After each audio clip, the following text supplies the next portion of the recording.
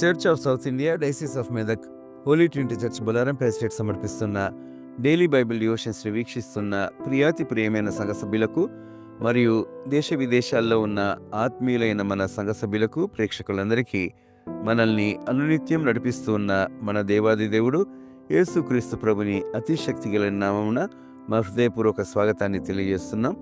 ఈనాటి మన బైబిల్ డివోషన్స్లో I will go before thee and make the crooked places straight. నేను మీకు ముందుగా పోవచ్చు, మెట్టగా ఉన్న స్థలములను సరళము చేసేదను. క్రీస్తు ప్రభు మనకిచ్చిన ఈ వాగ్దానంపై మన ప్రియులు పెద్దలు శ్రీమతి జె పద్మలలిత జనార్దన్ గారు అందించే సందేశాన్ని వినకమునుపు సందేశానికి అనుబంధంగా ఈ భక్తి గీతాన్ని విందాం.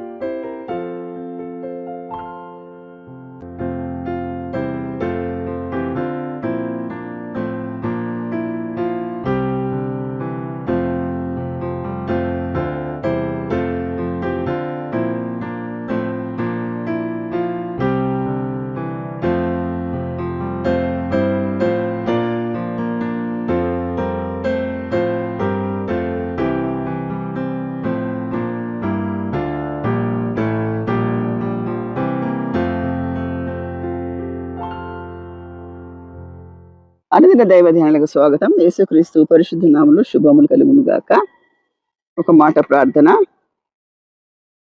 ప్రేమ నమ్మకం గల ప్రభువా, కృపగల నా తండ్రి, నీ పాదాలకు వందనాలు, స్తోత్రాలు, కృతజ్ఞతలు నాయన. వాక్యం మీరు ప్రకటించాలని మేము ఆశపడుతున్నాం. మీరు బోధిస్తే జీవము కలిగింది గనక మీరు బోధించి మహిమ పొందమని నజరేయుడైన యేసుక్రీస్తు పరిశుద్ధ నామములో ప్రార్థన చేసి వేడుకుంటున్నాను తండ్రి. ఆమేన్. యెషయా గ్రంథము 45వ అధ్యాయము 2వ వచనం. నేను నీకు ముందుగా పోవచ్చు, మెట్టగా ఉన్న స్థలమును సరాళం చేసేదను, ఇత్తడి తలుపులను పగలగొట్టేదను, ఇనుప గడియలను విడగొట్టేదను. ఏంటంట?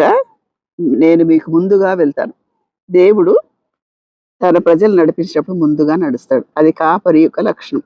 యేసుక్రీస్తుకి మరొక పేరు ప్రధాన కాపరి. ఇశ్రాయేలు జనాంగం నడిపించినప్పుడు కూడా ఆయన ముందుగా నడిచాడు. ముందుగా నడిచి ఎర్ర సముద్రాన్ని దాటించాడు.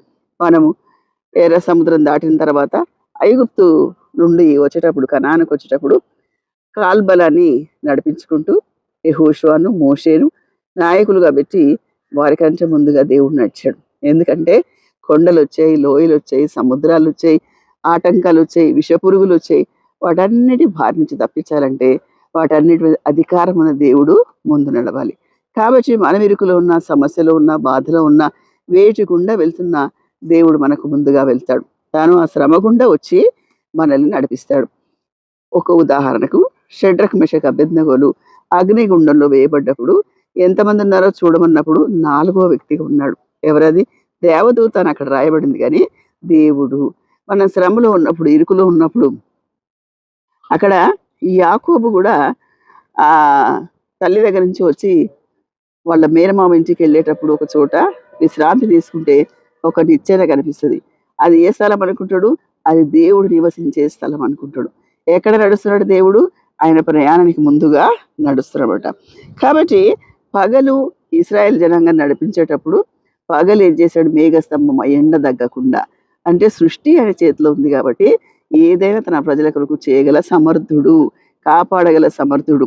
అయితే ఆ మేఘస్తంభాన్ని, పగలు మేఘస్తంభాన్ని, రాత్రి అగ్నిస్తంభాన్ని నిలిపి వారిని ప్రయాణంలో నడిపించాడు. ఎంత దూరము?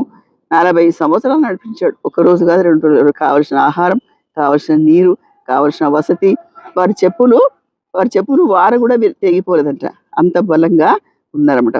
దేవుడు ముందుగా నడిస్తే మనం ఏ శ్రమ గుండా వెళ్ళినప్పుడు నేను ఒంటరిగా ఉన్నాను, ఈ శ్రమలో నేను బాధపడుతున్నానని వాపోకుండా దేవుడు మనకు ముందుగా నడిచే దేవుడు ఉన్నాడు.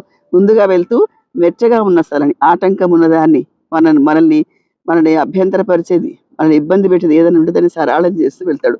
ఇత్తడి తలుపులు అంటే చాలా బలమైన అబ్జెక్షన్ ఏదైనా ఉంటే, అబ్స్ట్రక్షన్ ఉంటే దాన్ని పగలగొట్టేస్తాడంట. పగలగొట్టేసి ఇనుప గడియలను విడగొట్టేస్తాడు. గడియల్ని అంటే ఒకసారి ఈ మాట నేను ప్రార్థన చేస్తున్నప్పుడు, ఒక సమస్య గుండా వెళ్తున్నప్పుడు ప్రార్థన చేశాను, దేవా ఇంత పెద్ద పెద్ద మాటలు నాకు అర్థం కావు కానీ ఒకసారి నాకు చెప్పంటే ఆ గడియ ఏదైతే ఉంటుందో గొల్లెంది అది తీసేసాడు దేవుడు. అంటే ఒక తాళం తీయటం కాదు, ఆ గడియనే తీసేసాడు అన్నమాట. కాబట్టి దేవుడు మనకు ముందుగా నడిచినప్పుడు మనకు అభయం ఇస్తాడు అన్నమాట. ఇశ్రాయేలు జనాంగం నడిపాడు, బబులోను చెరలో వాళ్ళు నడిపాడు, భక్తులను నడిపాడు, సువార్త ప్రకటించినప్పుడు అభ్యంతరాలు వచ్చిన పౌలు నడిపాడు, పేతురు, శీలలు నడిపించాడు. మనల్ని కూడా నడిపిస్తాడు. మన నడిపింపులో దేవుని సహాయం కోరుకున్నప్పుడు దేవుడు తప్పకుండా సహాయం చేసి మనల్ని నడిపిస్తాడు. అట్టి కృప దేవుడు మనకు దయచేయను గాక.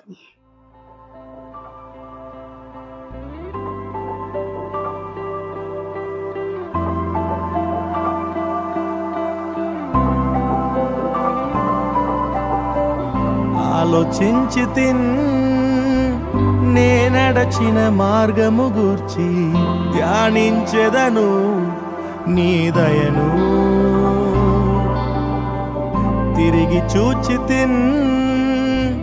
మొదలైన కాలము గూర్చి నీ ప్రేమ నన్ను కనపరచెను. శూన్యముతో ప్రారంభించి తిని నన్ను నింపితివి.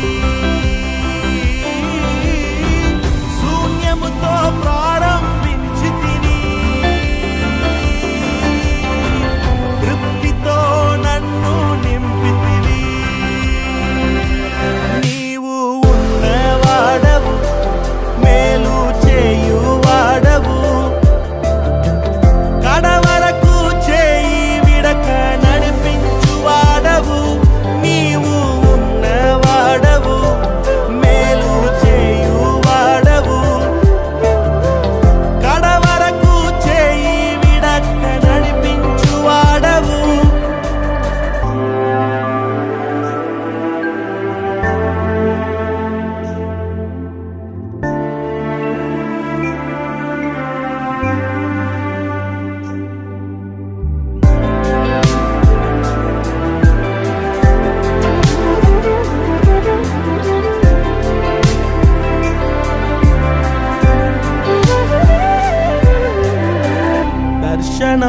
మాత్రమే నా సొంతము,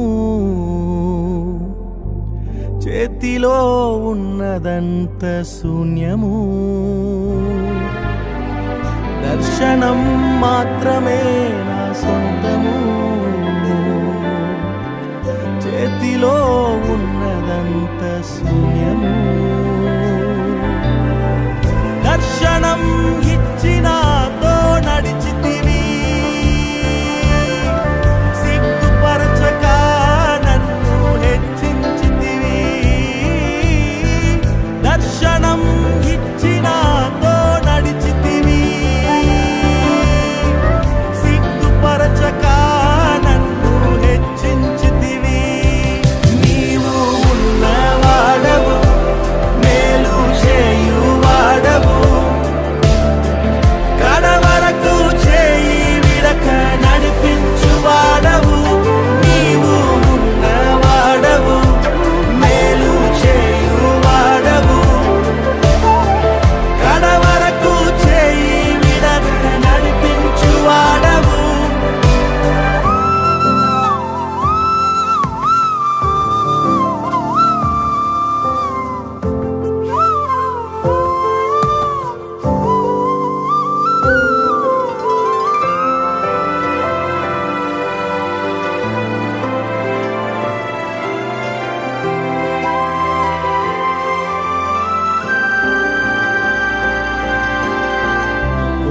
కోరుకున్నదంతయు నాకిచ్చితివి, అధికమైన దీవెనతో నన్ను నింపితివి.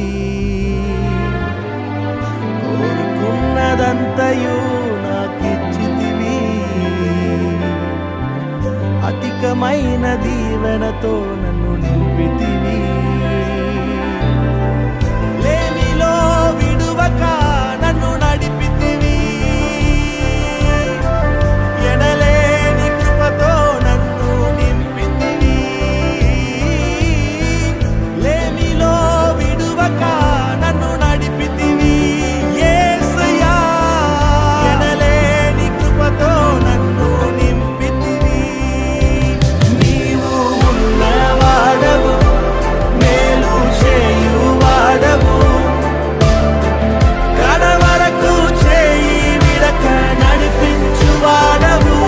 నీవు ఉన్నవాడవు, మేలు చేయువాడవు, కడవరకు చేయి విడక నడిపించువాడవు. ఇంతవరకు నడిపిన కృప ఇక ముందు నడుపును, ఇంతవరకు కాచిన కృప ఇక ముందు కాచును. ఇంతవరకు నడిపిన కృప ఇక ముందు నడుపును, ఇంతవరకు కాచిన కృప ఇక ముందు కాచును. ఇంతవరకు నడిపిన కృప ఇక ముందు నడుపును, ఇంతవరకు కాచిన కృప ఇక ముందు కాచును.